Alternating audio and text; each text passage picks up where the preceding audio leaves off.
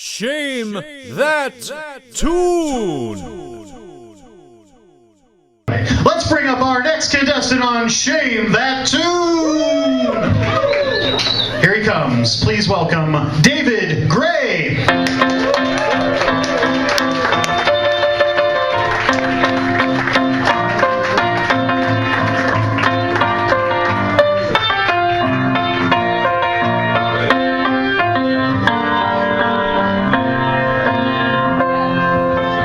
Good. Okay, David, to give that wheel a good spin. Audience, shout out what you would like to hear. You too. Wilson Phillips!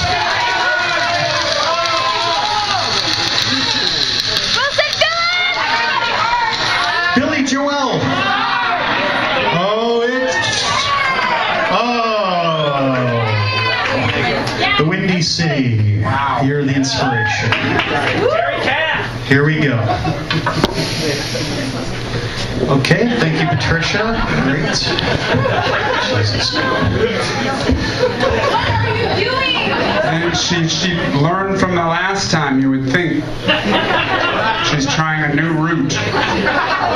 There's a Full Sail joke in here somewhere. I don't know. I don't know.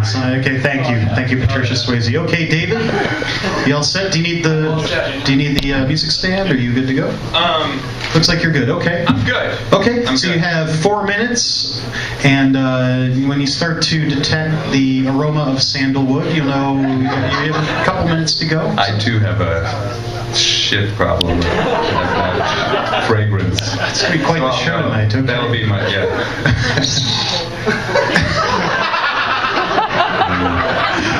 Okay, David. On your mark, get set. Shame. Summer 1998. My best friend Brent and I decide we want to see the acclaimed Glacier National Park in northern Montana and embark on a primitive backpacking trip. Now, this is major bear territory, no joke. As we drive into this part of Montana, we see signs which say in bold letters, dense grizzly bear country, which were enough to put me in a bit of an alert. But my friend Brent, whom I should tell you is a card-carrying Eagle Scout who often reminds those around him of this fact, says to me, "Oh, don't worry about a thing. I'm an Eagle Scout." Dun, dun, dun. We check in at the ranger station and we're put in front of a TV playing a bear safety video. Hikers should make noise or sing while they walk, store food and soiled clothing in bear-proof, odor-sealed containers, and string them 25 feet in the air and 10 feet away from any tree. That's complicated. Dig a hole and bury your urine and excrement no less than 150 feet away from your camp.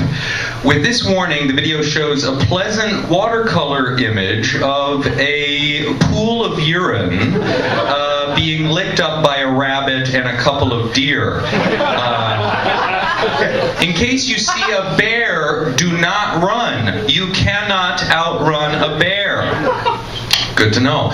We hit the trail and attempt to follow all of the precautions as the hours and the exhaustion of the trek progress. My friend's reminders of his Eagle Scout status become more frequent as our commitment to the safety becomes less and less consistent. 10 miles up this glorious and difficult mountain, we arrive at our destination, Upper Quartz Lake. It is a beautiful, breathtaking sight. I smell it. At sunset, we make our dinner, ramen.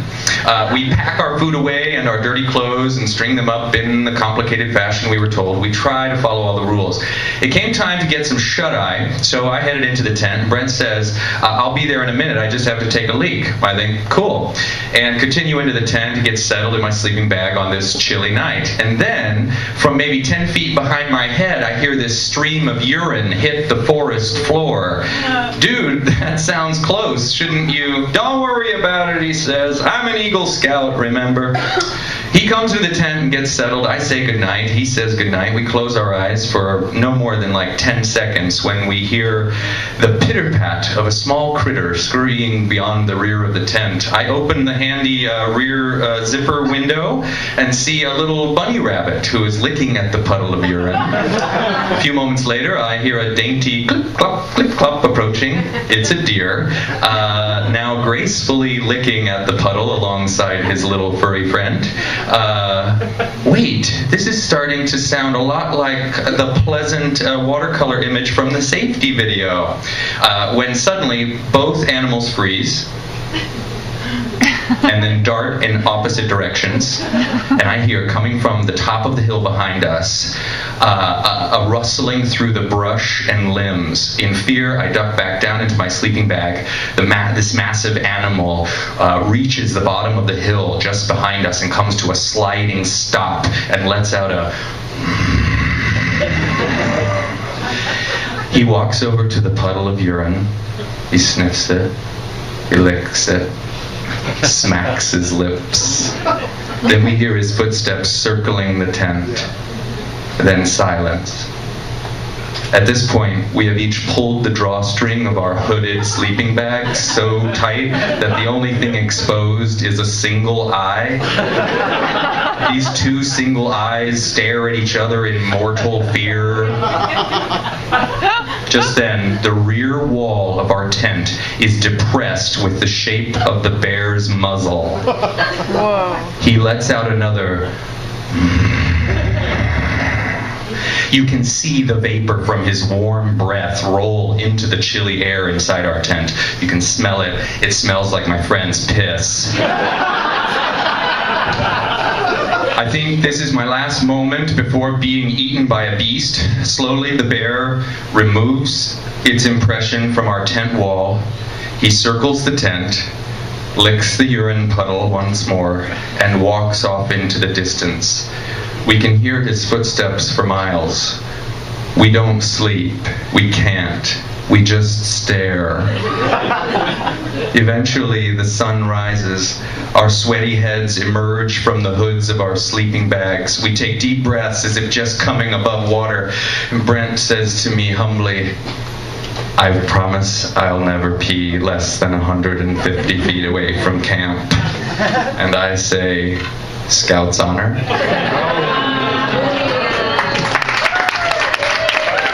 Dieterich, ladies and gentlemen.